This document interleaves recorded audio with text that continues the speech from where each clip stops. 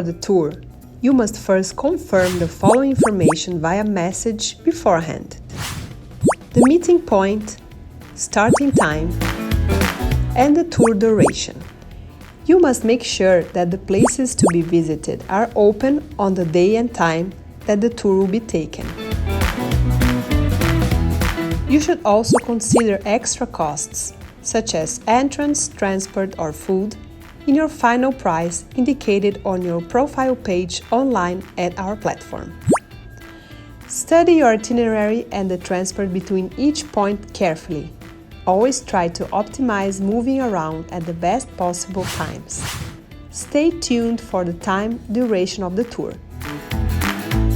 If you go over your schedule, you should politely notify the traveler. Don't forget to wear comfortable clothes and shoes, and notify your travelers as well to do so. And always carry local emergency numbers in case you need any assistance for your group.